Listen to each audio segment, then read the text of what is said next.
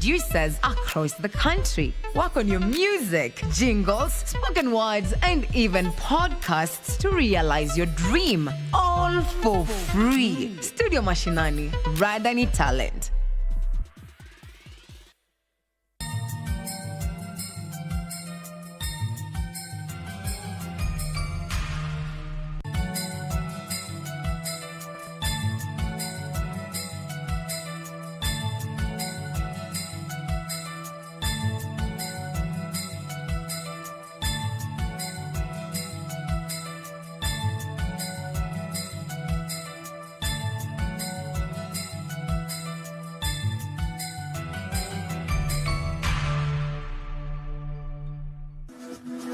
Got the fear of missing out?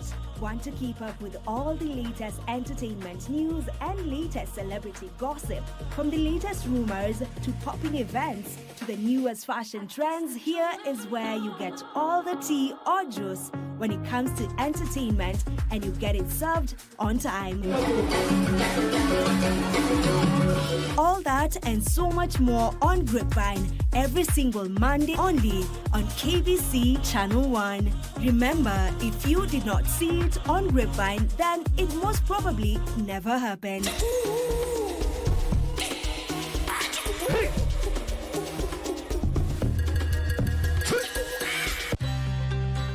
Want to enjoy free-to-air digital TV with crystal clear quality? Here's how to get started with Signet. Step 1. If you have a smart TV, you're good to go. Next, connect the aerial to your TV. Now, do an auto search on your TV. Just follow the prompts on the screen. And that's it.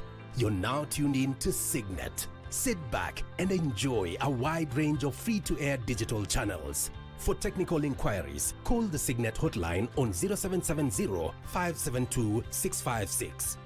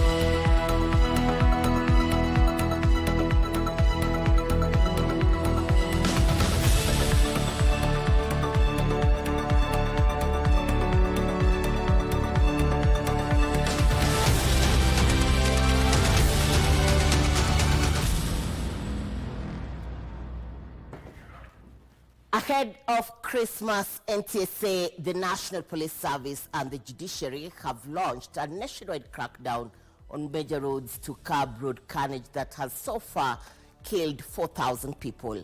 Meanwhile, about 23,000 households and businesses in Migori will be connected to the national grid under the Last Mile Connectivity Project. This and much more coming up, but first, the highlights.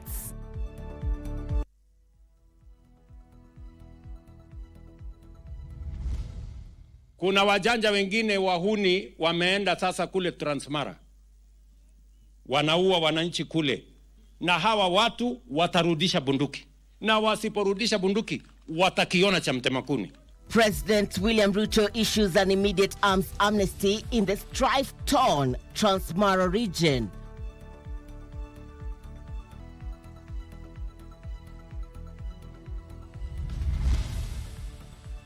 Embracing peace, it is a new dawn in the West Pokot Turkana border as neighboring communities bury the hatchet.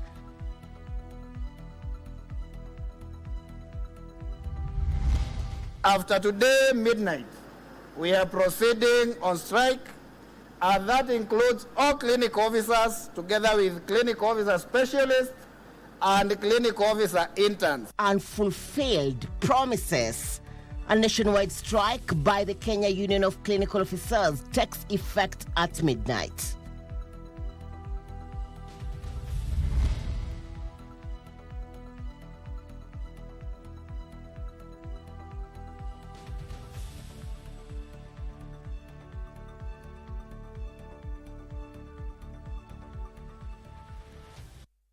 Good evening and a very warm welcome to the broadcast. Our socials at KBC Channel 1 on X, Facebook and YouTube. I am Muchuma Odim.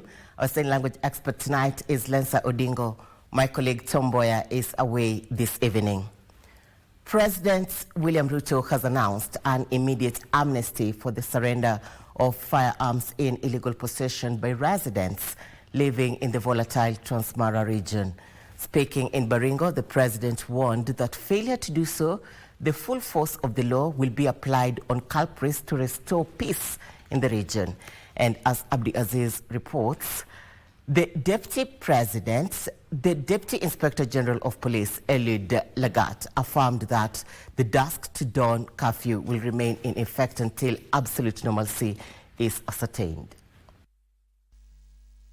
With thousands of Angata Baragoi residents are still struggling to come to terms with a deadly clash that has left 3 people dead, dozens injured, and 1,800 people displaced. There are various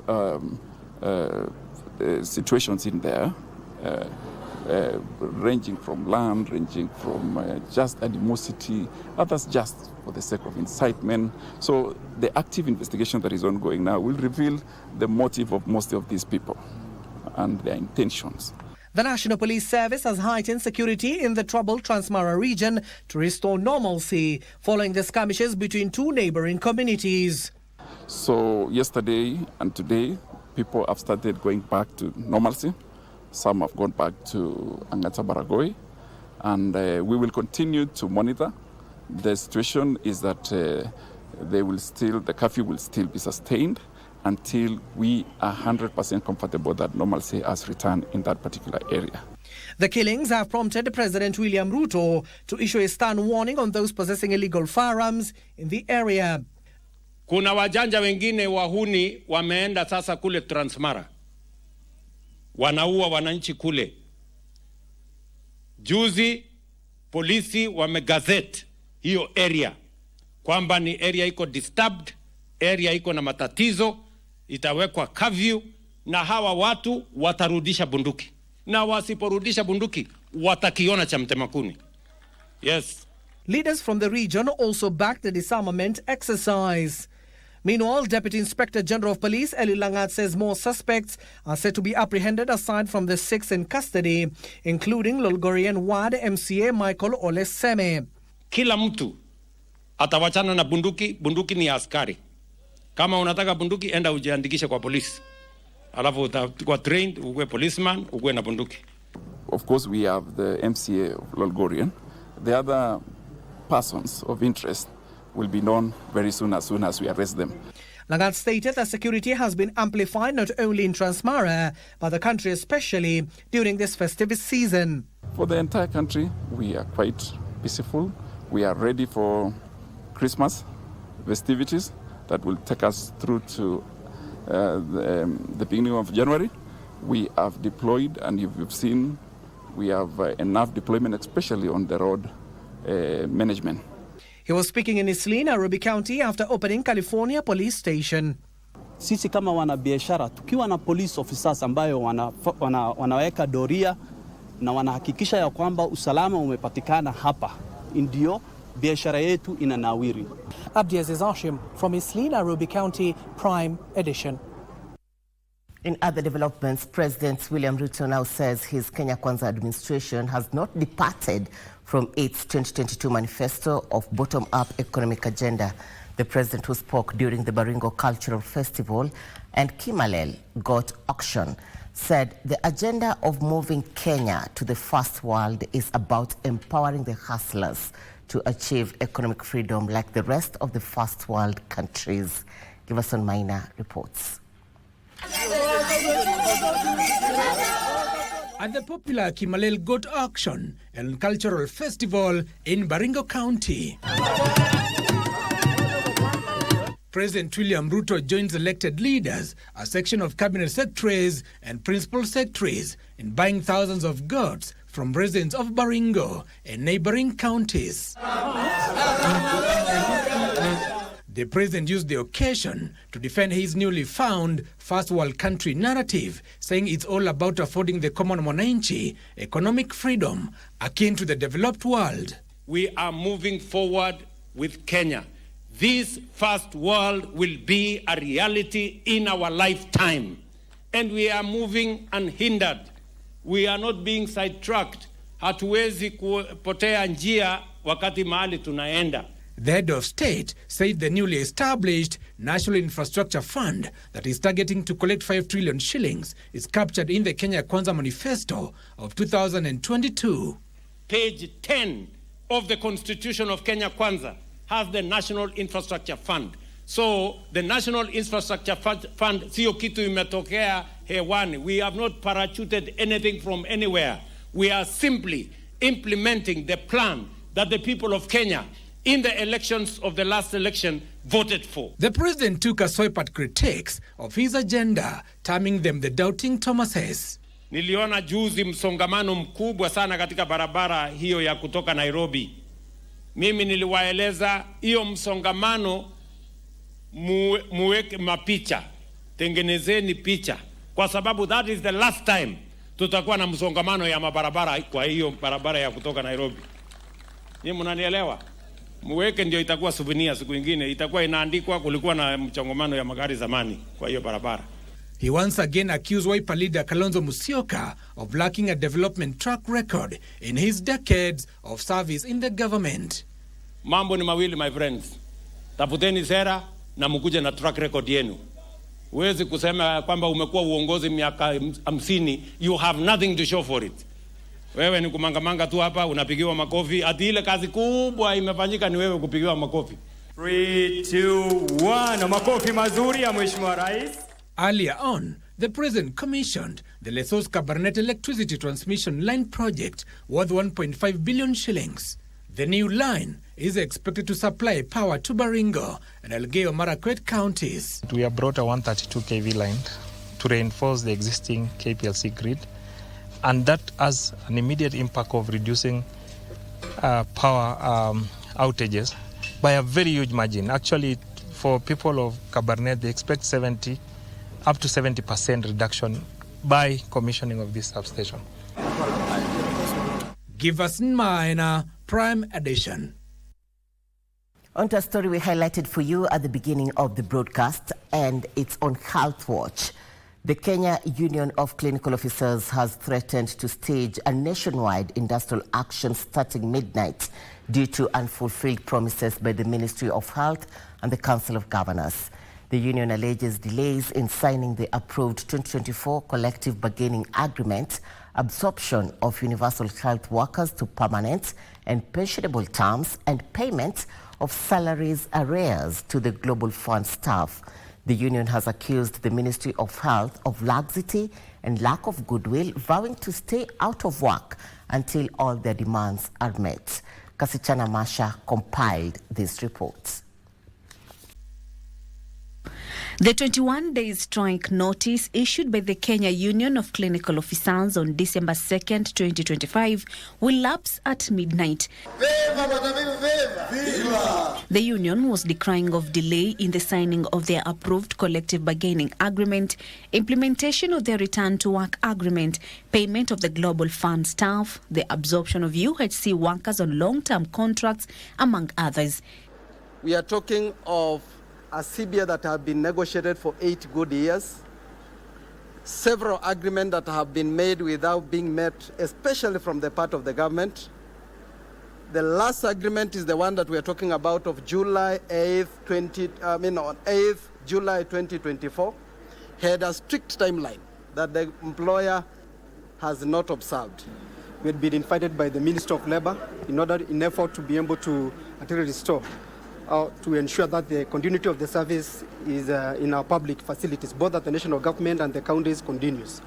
But we are surprised, the national government, which is the Minister of Health, which is led by Honorable Duale, they have declined, or they have refused to be able to come on the table and be able to do the needful. Addressing the media on Monday, the union officials, led by their chairperson Peterson Wachira and Secretary General George Gibore, say they had given the Ministry of Health and Council of Governors 1 year to address their grievances, but they have failed, terming it a sign of no goodwill.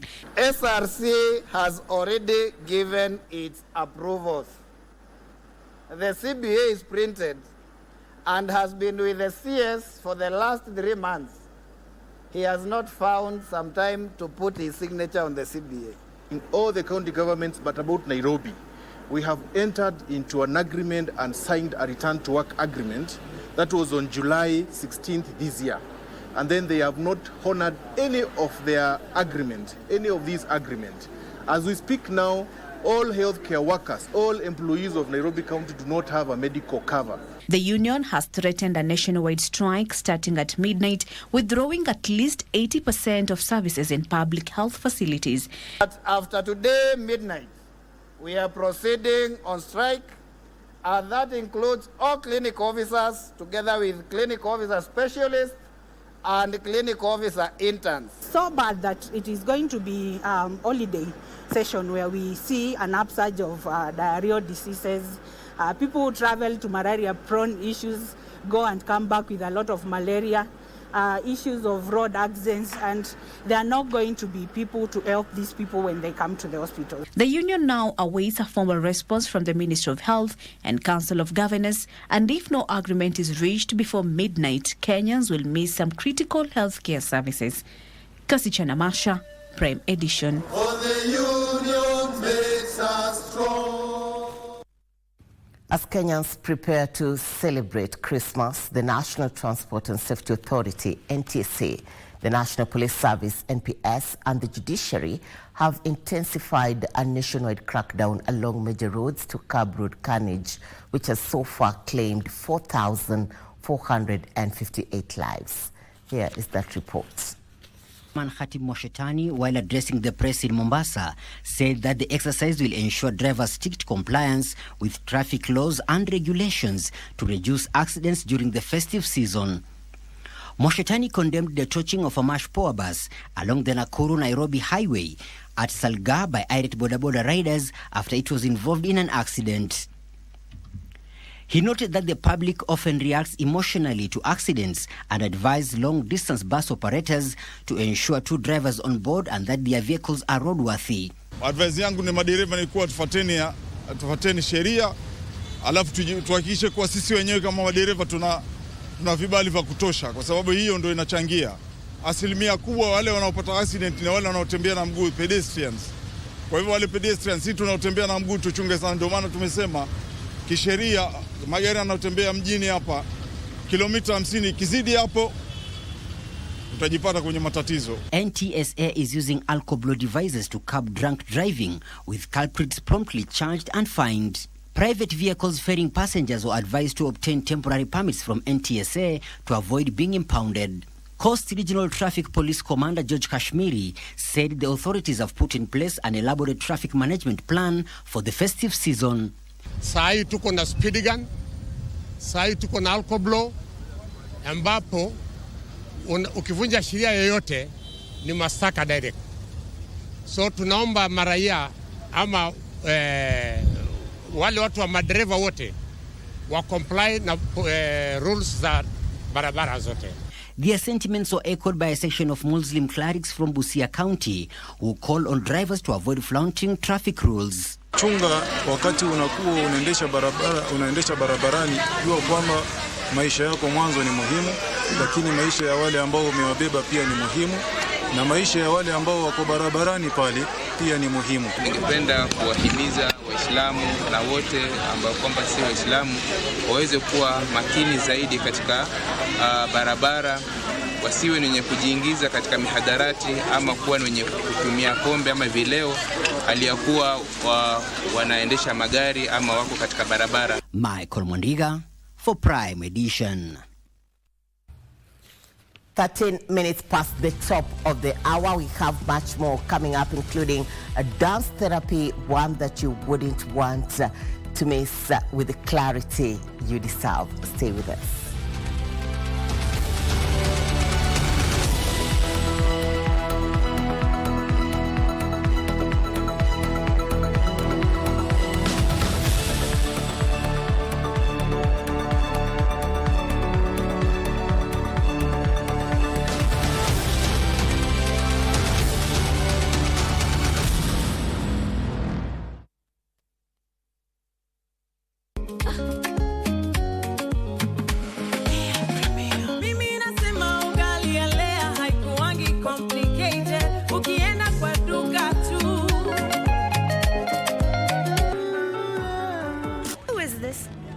a friend of the family. Whom do you want to talk to?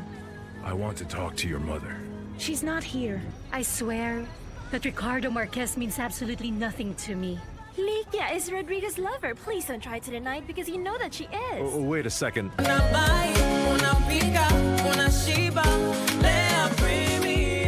Lea Premium Flour, nurturing the world. Available in a store near you.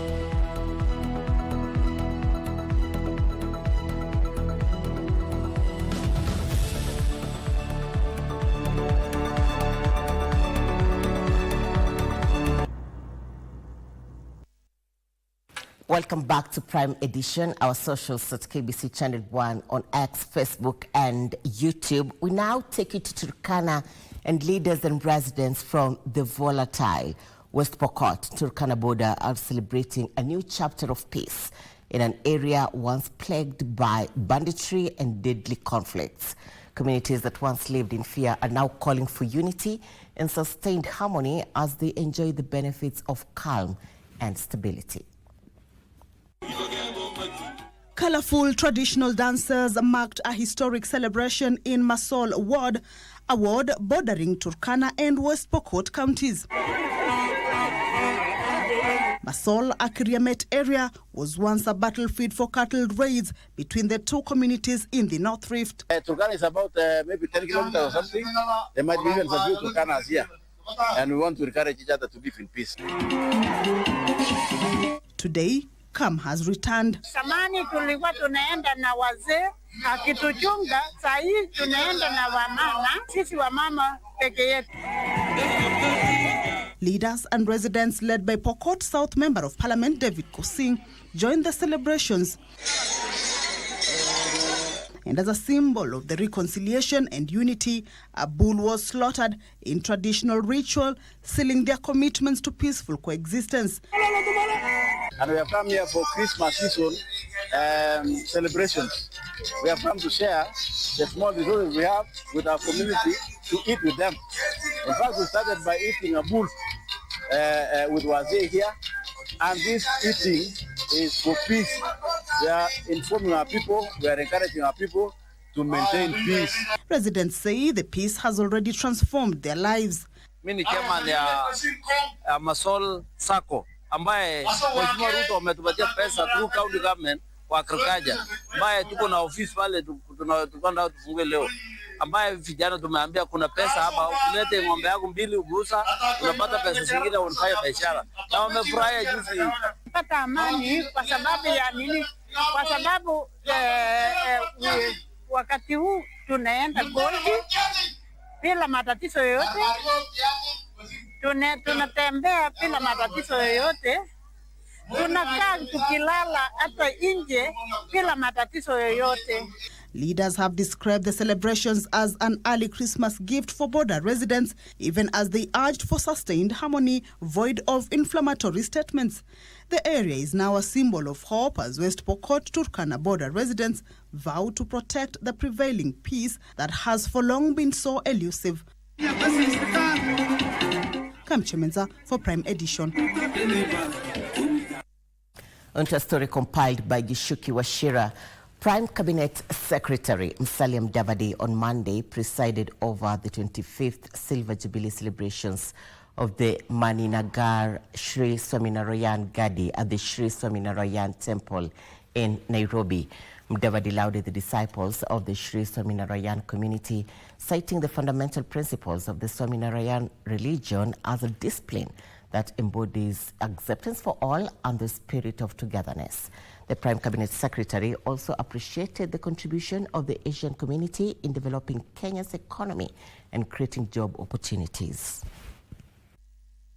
The construction and decorations in this temple are a true representation of the community, brotherhood, and spirituality. This is an enigma of the fundamental principles of the Swaminarayan Holiness, this community's economic contribution to Kenya is immeasurable.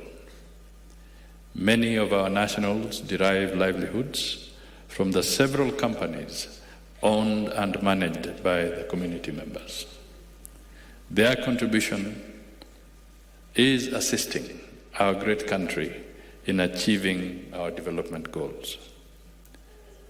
During the introduction of these community members, I was touched by the various charitable missions that have been done under your divine guidance and inspirations in various fields of humanities, starting with education, with the donation to the Gandhi Memorial College that is now an integral part of the University of Nairobi, as you have heard.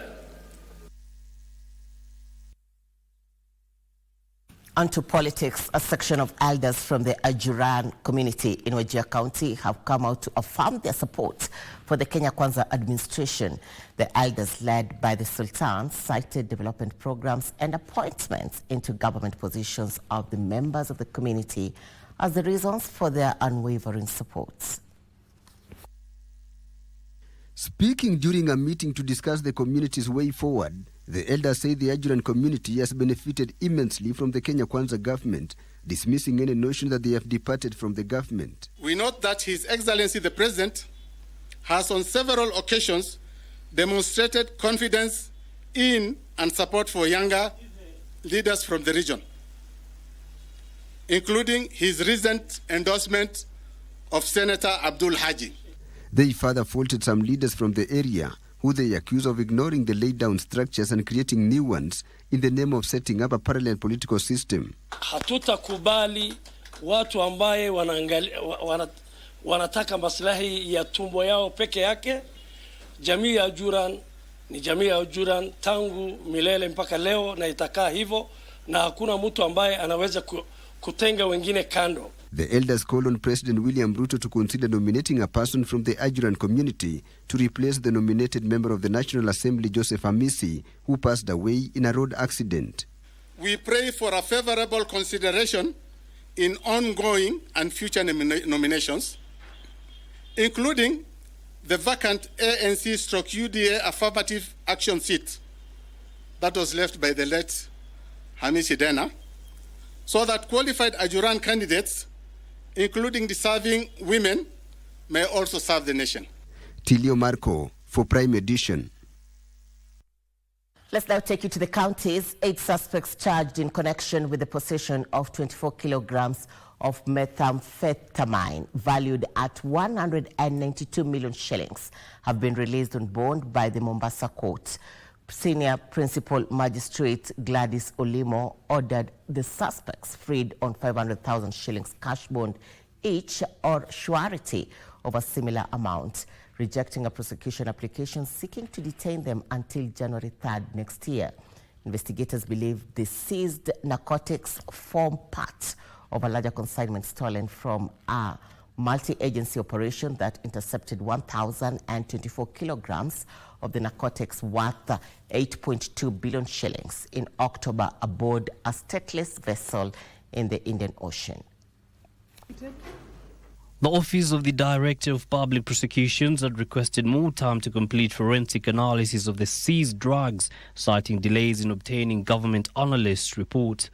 The court, however, ruled that further detention will be unjustified and that the suspects, namely Duke Nyamwaya, Juma Mwinyifaki, Michael Kariuki, Elijah Mbogo, James Ekiru, Abdul Rahman Salat, Abdul Rahman Abdi Kuno and one other individual arrested on 11th December be released on the 500,000 shilling bond or similar surety.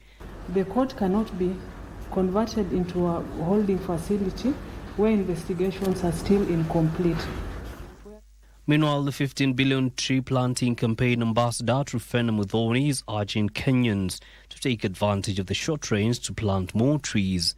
Muthoni spoke Monday when she joined Kenya Forest Service officers in planting 1,000 indigenous forest trees at Kabiruni Forest in Nyeri, where she said the target can be achieved through collective effort. I champion for indigenous trees because of their of nature. They require a little care, and also they have a lot of medicinal value. So. Elsewhere, the government, through the Ministry of Tourism, has been urged to support the Miss Tourism Kenya event as the country gears up to host the Miss Tourism Africa 2026. This pageant starts from the county levels, and given that our 2025 winner came from Isiolo, means that every part of this country can produce a beauty pageant who can equally and comfortably compete in the international arena. Tourism in Kenya is quite robust. I want to believe, and I would wish that we can embrace tourism more, especially local tourism, and that is exactly what Miss Tourism Kenya does. Kenya is one of our strategic and very strongest partners, and one of the things that we've decided to do as an organization is to be able to physically meet with some of our strategic partners. Finally, a young philanthropist, Mohammed Hussein, has kicked off a month-long charity program in Madara informal settlements that will see donations of various essential goods to residents during the festive season. With the little that I have, I try as much as possible to make an impact in people's lives. Ours is not political in any way. What we're trying to do is help people as much as possible. The charity, targeting persons living with disabilities, school-going children and vulnerable persons, has been hailed as a welcome reprieve for the less fortunate who hardly partake in the festivities. At least sasa familia kwa vijana tumefurahia, watu wengi wamepata kitu ya Christmas pia. Ni furaha kwa jamii yote pia. Tumefurahia kupewa na Muha Christmas, abarikiwe sana sana. The package will reach you and it will reach everybody who lives in Madare, Mlangukubwa, and God willing, even those people who came from other places. The initiative plans to cover the entire constituency. Yusufar reporting for Prime Edition. Onto the dance therapy, a story we highlighted for you before we took our first commercial break. Back pain remains one of the leading causes of reduced mobility among adults, often blamed on sedentary lifestyles and aging muscles. But at the Nanyuki Teaching and Referral Hospital, an innovative approach is offering relief, not through surgery or long-term medication, but through dance. Mariambo compiled these reports. At first glance, it looks like a lively aerobic dance session in the gymnasium. It is a carefully structured dance-based physiotherapy program designed to help patients manage and recover from chronic back pain. Health experts say back pain is increasingly linked to sedentary lifestyles and aging muscles, especially as people grow older. Low back pain is all over the world the most prevalent condition that orthopedic surgeons attend to. Medical data indicates that 2 out of every 6 people between the ages of 20 and 60 will experience back pain at some point in their lives. While some cases require medical intervention, specialists note that many patients only need physical therapy with movement-based approaches such as dance, proving effective in relieving pain and restoring mobility. Commonest physical methods that are used is exercise, and overall, that is the one that has the most benefits. The program has helped the hospital reduce unnecessary surgical procedures, offering a cost-effective solution for both patients and the facility. And this is cost-effective for us because we are able to put a good number of patients together for the exercises. It has also eased pressure on the hospital amid a shortage of physiotherapists by allowing group therapy sessions. Or 2 physiotherapists can have 60 patients, 50 patients at a go, as opposed to 1 patient coming after another. So when they come here, you see a friend, anajaribu kufanya zoezi, but anashindwa. You laugh. That laughing is therapy to the patient. When we laugh as a group, it's also psychological. Among those benefiting are Florence Modoni and John Midamo, who had relied on medication for years.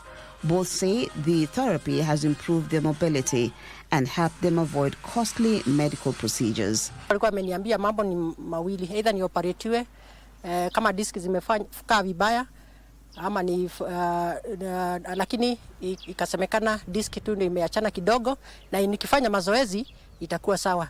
Kwa ukweli nimefanya mazoezi for the last these 8 sessions na nasikia nafuu kabisa. Nikianza nilikuwa na shida kubwa sana ya mgongo, mpaka pahali nilikuwa nimeagizwa kuoperatiwa mgongo, and that is about 3 years ago. Sasa hiyo ushungu nilisahau. As cases of back pain continue to rise, health professionals say simple, accessible interventions like dance therapy could play a key role in improving quality of life. Mariambo reporting for the Prime Edition.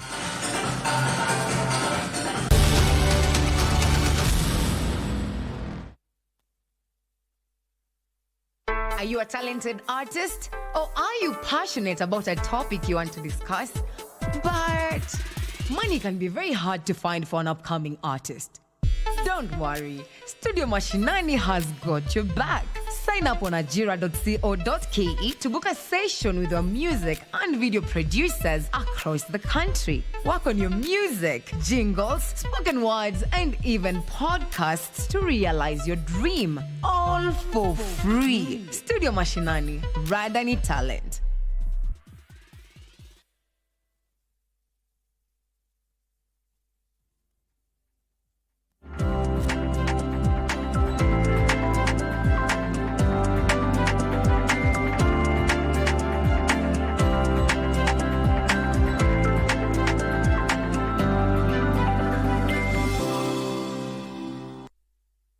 Thank you for staying with us. In business, members of parliament should expedite the enactment of the SACCOs Societies Amendment Bill of the 2025, which is commonly known as the Cooperative Bill, to enhance the governance of cooperative societies and protection of members' savings through enhanced supervision and regulation.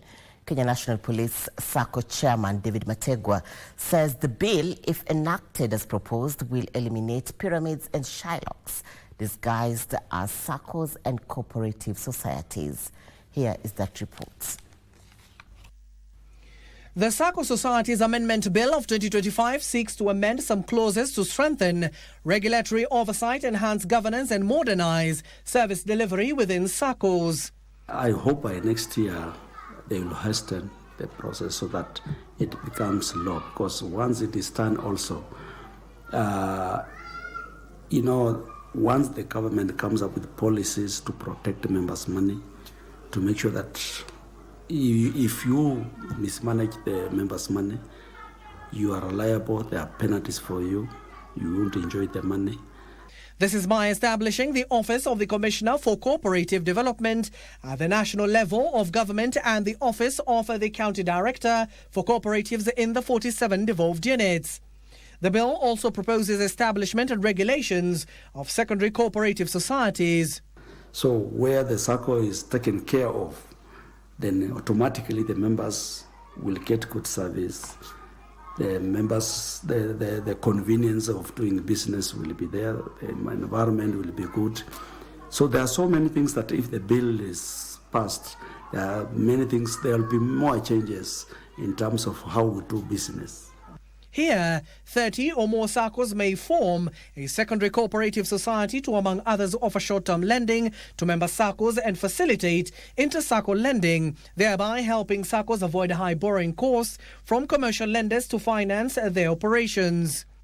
SACCOs can lend to one another, that will be allowed, because now if police SACCO has too much money, our liquidity is good, there's another one struggling.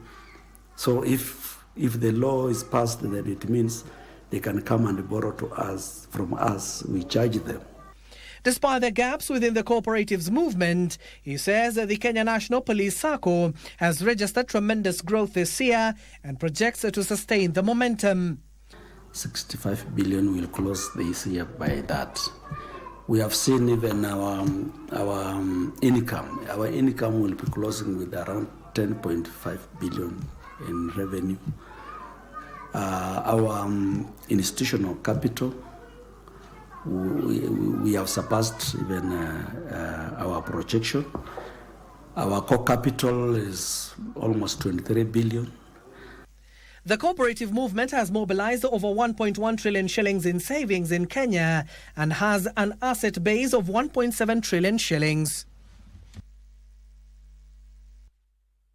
The Capital Markets Authority has licensed Safaricom PLC and Airtel Money Kenya Limited to operate as intermediary service platform providers in a move aimed at expanding access to regulated capital markets products through digital platforms. In the same approval, CMA has also licensed CC Kenya Securities Limited, trading as Capital.com, to operate as a dealing online foreign exchange broker. According to the authority, the entry of Safaricom and Airtel Money into the capital market space is expected to enhance competition, widen investor choice, and strengthen digital access to regulated investment products. As a dealing online forex broker, Capital.com will be authorized to act as a market maker, including opening client accounts, providing trading platforms, monitoring positions, and issuing end-of-day reports under Kenya's online forex trading regulations.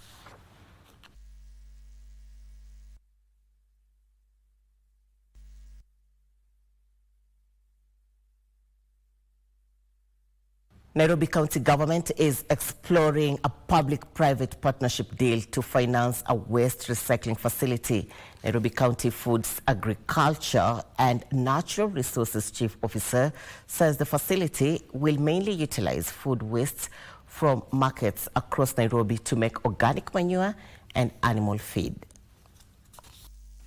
Organic waste makes up 60% of all 3,800 tons of solid waste generated in Nairobi daily. Out of this, only 2,800 tons of the organic waste is collected, with most of it ending up in dump sites that have exceeded their holding capacity.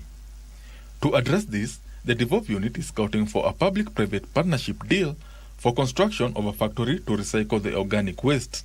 We will need, because we have around 17 food markets, and so we will need around over 200 million so that this is realized. So this money alone, the county cannot be able to raise, and even capacity building is not very easy for the city vendors. Already, Alliance of Biodiversity International and the International Center for Tropical Agriculture have sealed a 2-year deal to recycle organic market waste from the Nairobi metropolitan area into organic fertilizer and protein-rich animal feed using insects. We recycle the waste, and we train them on how to recycle that waste to several products. One is organic fertilizer, and 2, using the black soldier fly approach, they are going to get the black soldier fly larva, which then can be a protein source for animal feed. The deal involves training traders on sorting and aggregating the organic waste, as well as facilitating residents to produce soldier fly larvae for making animal feed and organic manure. There are a number of those opportunities which the youth can be able to exploit. They can be able to get in these spaces and manage this kind of waste, and eventually create employment for themselves and even for other youth. If you look at this waste in a positive way, you can actually recycle that waste and you get products that can be beneficial to people. And that's why this project is coming to address exactly that problem.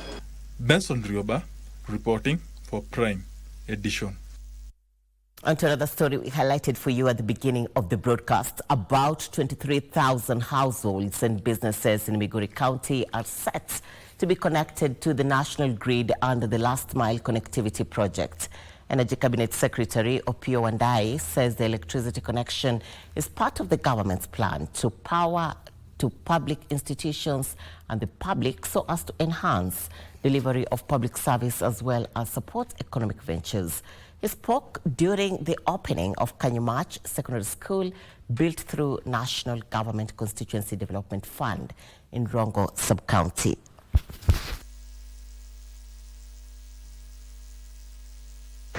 Serikali kuu kupitia bunge imeweka pesa kwa bajeti shilingi bilioni 2.3, 2.3 billion shillings in Migori County.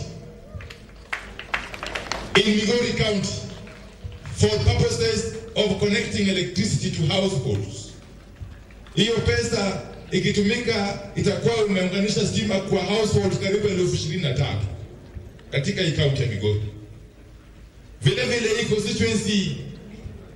hii constituency ya Rongo ikapewa pesa taslimu karibu shilingi milioni 170 kuunganisha households au manyumba karibu 2,000 chini ya mheshimiwa Paul Abu. Hiyo ni pesa ambayo haijawahi onekana eneo hili tangu tupate uhuru.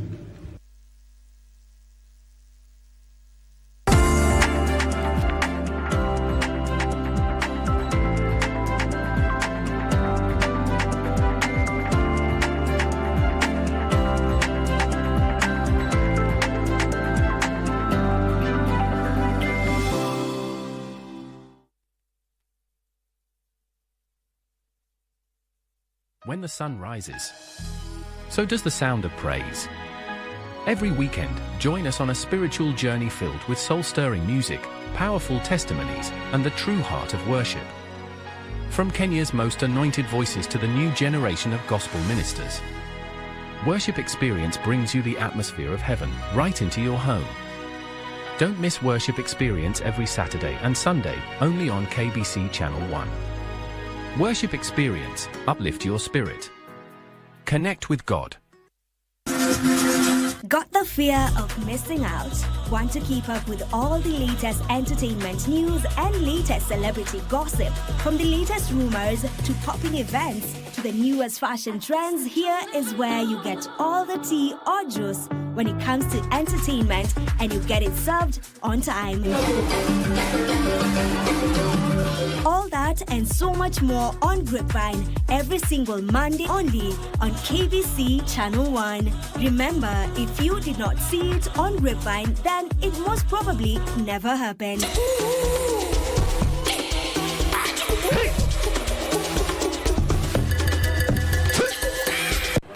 Are you ready for the next big thing in tech?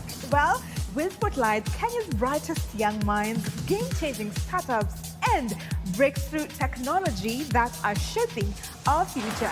From AI and robotics to sustainable futures, we bring you the stories behind the scenes.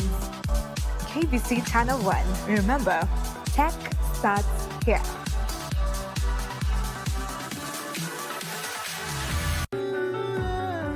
Who is this? It's a friend of the family. Whom do you want to talk to? I want to talk to your mother. She's not here. I swear that Ricardo Marquez means absolutely nothing to me.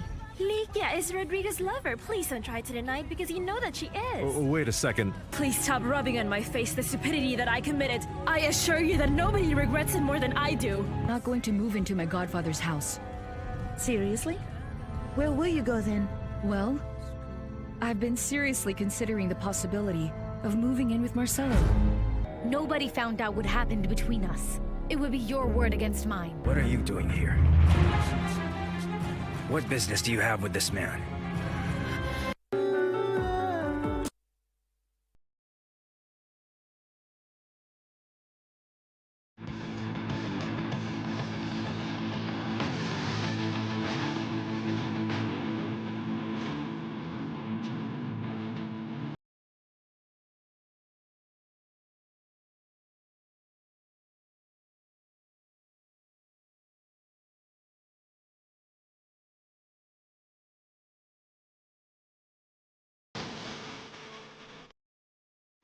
Thank you for keeping it Prime Edition. Our socials at KBC Channel 1 on X, Facebook, and YouTube.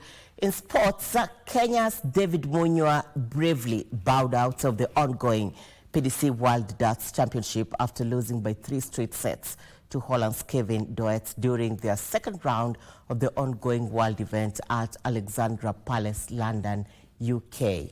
Muchuma, an underdog, produced a stunning performance to register shock win against rated Belgium's Mike de Decker 3-2. The win set him up against Kevin, who, however, stopped Muchuma's Cinderella run in the tournament, winning 3-0 to knock out the Kenyan. Muchuma's first-round victory has single-handedly etched Kenya's name on the global darts map. Who is this? It's a friend of the family. Whom do you want to talk to? I want to talk to your mother. She's not here. I swear that Ricardo Marquez means absolutely nothing to me. Likia is Rodrigo's lover. Please don't try to deny it because you know that she is. Name on the global darts map.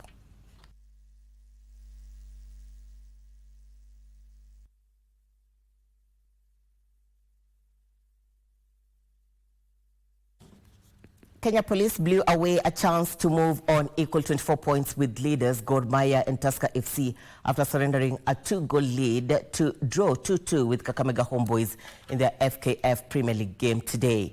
Marvin Abuire got Police off to a positive start in the 10th minute, and 15 minutes later, Charles Ouma netted the second for the defending champions. Tables were turned in the second half when Potiphar Odhiambo reduced the deficit for Homeboys in the 55th minute, and just 3 minutes later, the score was 2-2, courtesy of Henry Juma.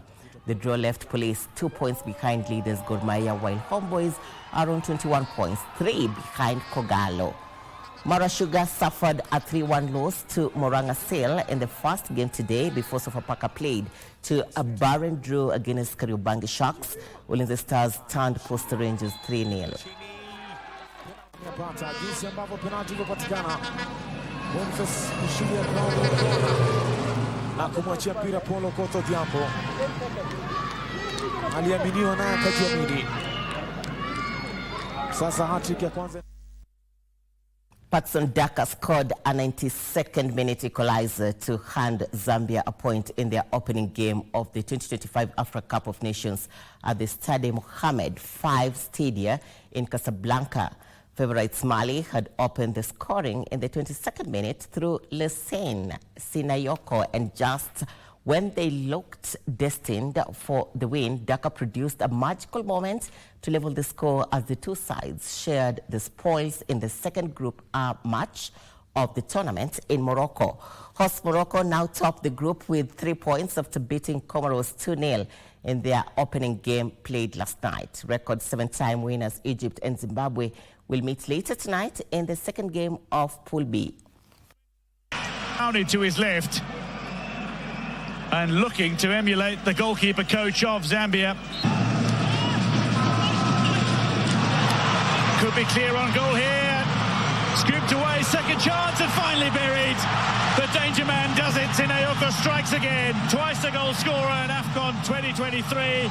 He's the first on the score sheet for Mali in 2025. Steered away by Mali's defence. Chance here, late on, and it's brilliantly converted. Straight through the centre. The man who always delivers is on target late in this game. Patson Daka on target late in this game.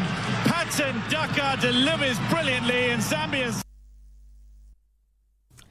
The games are ongoing. South Africa currently is playing with Angola and is on the lead with 2 goals. Angola is having 1 goal at hand, and Egypt will be playing Zimbabwe at 11 p.m. later on today. In other news, Dunga FC and Muranga Sparks are the new Central Region Bitika Bingwa First football champions after winning their respective finals at the Kinoru Stadium in Meru. Dunga defeated defending champions AI Azizia 7-6 on post-match penalties after playing to a 1-1 draw in regular time. Ramasaid and Moses Mugambi had scored the goals in regular time. In the women's final, Muranga Sparks also won 5-4 through penalties after being held to a 1-1 draw by Black Panther Queens. Scovin Ateno and Grace Mwendwa netted for their respective sides in regular time. Both Muranga Sparks and Dunga FC took home 1 million shillings each, while AI Aziza and Black Panther pocketed 500,000 shillings each. Breezers Ladies FC and Tulivu FC were rewarded 250,000 shillings each for finishing third.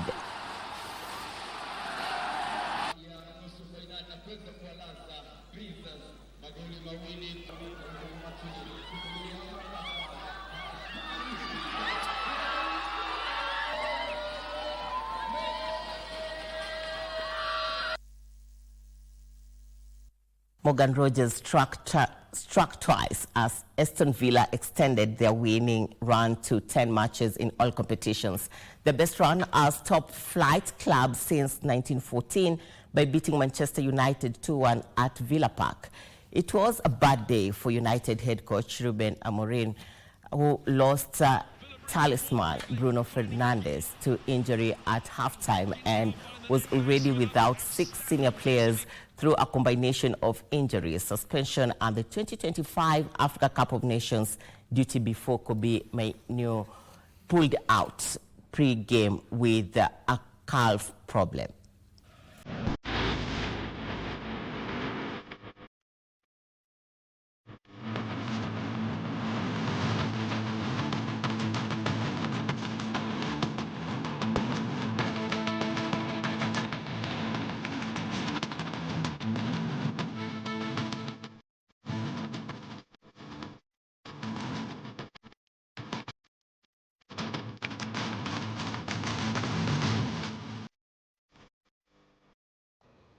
And on that note, we have come to the end of Prime Edition this Monday. And by the way, when I was reading the Manu story, one of the technical operators was walking out of the studio. I don't know what happens to Manu fans. They can see him still walking back. We put a cap on that. This as South Africa is having 2 goals as it's playing against Angola, which is having 1 goal at hand. Egypt will play with Zimbabwe at 11 p.m. That is in the ongoing games that are continuing in Morocco. I am Muchuma Odim. Our sign language expert tonight is Lensa Odinga. Good night. God bless you.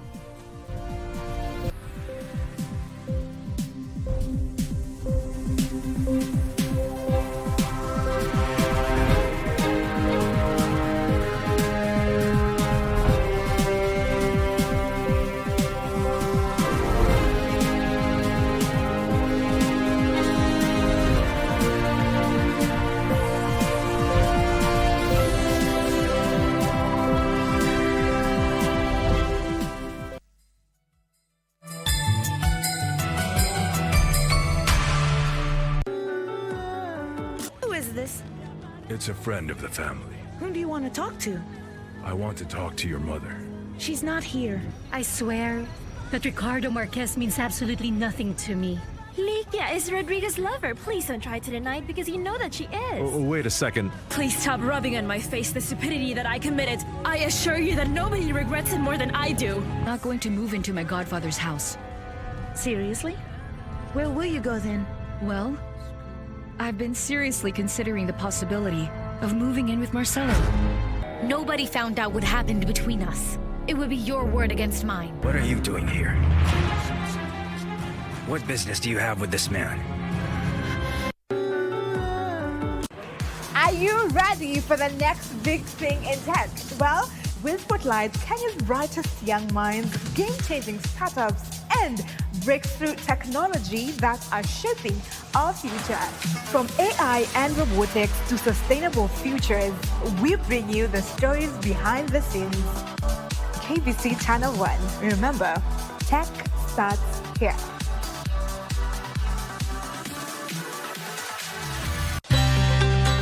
Want to enjoy free-to-air digital TV with crystal clear quality? Here's how to get started with Signet. Step 1. If you have a smart TV, you're good to go. Next, connect the aerial to your TV. Now, do an auto search on your TV. Just follow the prompts on the screen. And that's it. You're now tuned in to Signet. Sit back and enjoy a wide range of free-to-air digital channels. For technical inquiries, call the Signet hotline on 0770 572 656. Joy to the world, the Lord is come.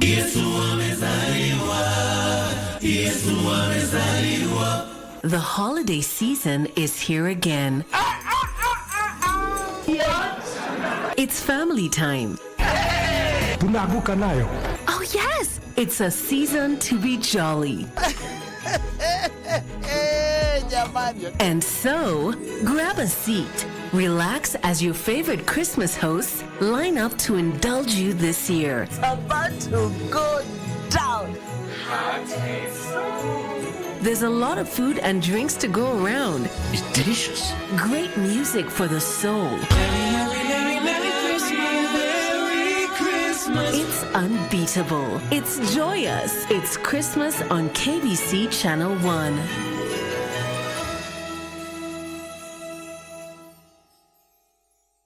The young generation awakens on Y254, the leading youth TV station in Kenya. We treat you to current affairs, entrepreneurship, health, and human interest conversations.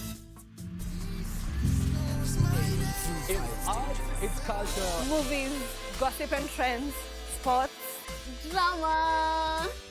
We bring you a vibe like no other, straight to your living room. To keep you informed, inspired, entertained, and most of all, refreshed.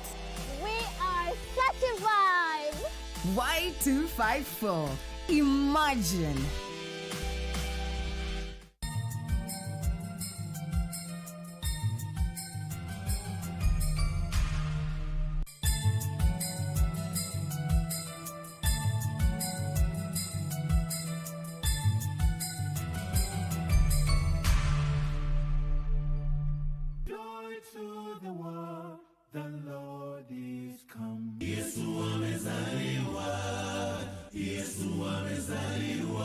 The holiday season is here again. What? It's family time. Oh yes, it's a season to be jolly. And so, grab a seat, relax as your favorite Christmas hosts line up to indulge you this year. It's about to go down. There's a lot of food and drinks to go around. It's delicious. Great music for the soul. Merry Christmas. It's unbeatable. It's joyous. It's Christmas on KBC Channel 1.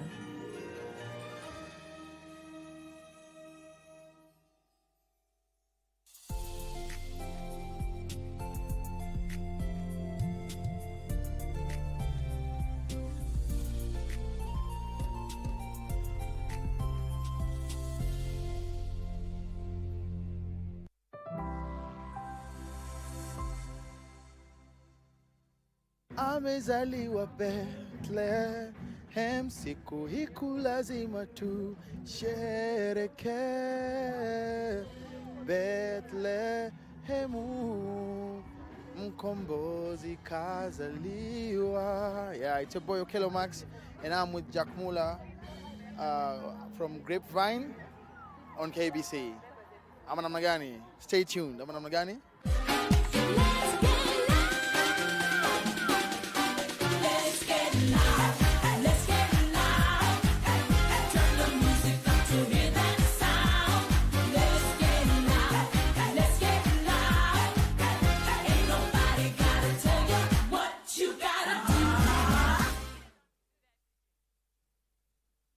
It's about that time. Mula, do you know we are only 2 days away from Christmas? Of course, man. You know, season's greetings, happy and Merry Christmas. You know, Yes. Merry Christmas, man. Where's the happy coming in?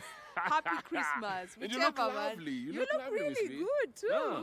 We didn't plan for this, but again, we just showed up. Senor. Yeah, great minds think alike, as they say.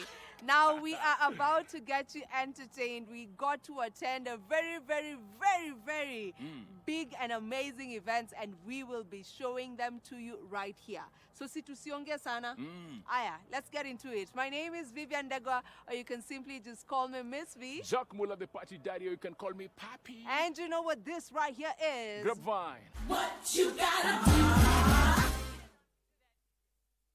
Now we start off big. Ashake was in the country. Ashake and Gabzi, let me tell you, this event was one for the books, and it was held at Nyayo Stadium. We don't usually see concerts happening at Nyayo Stadium, so how about we head over there right now and check it out.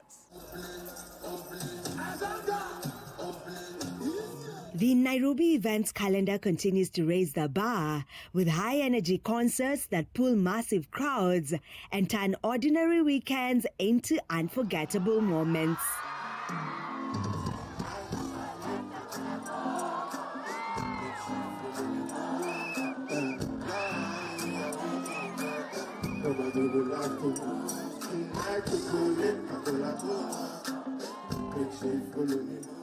One such spectacle went down over the weekend as music lovers gathered for a highly anticipated live concert headlined by Nigerian sensation Ashake and Gabzi.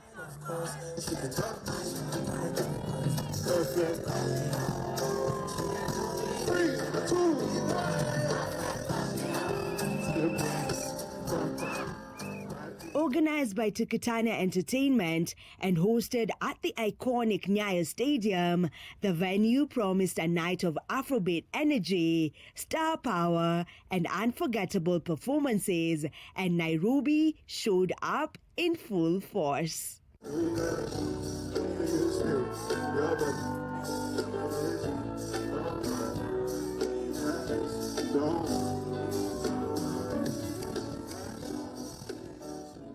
The turnout was impressive. From early evening, the stadium ground steadily filled up, with fans pouring ready to sing, dance, and experience their favorite artists live on stage. Holding the night together was the ever-graceful Aziza Hashim, who brought her signature charm, confidence, and sparkle as the MC, keeping the crowd engaged and the momentum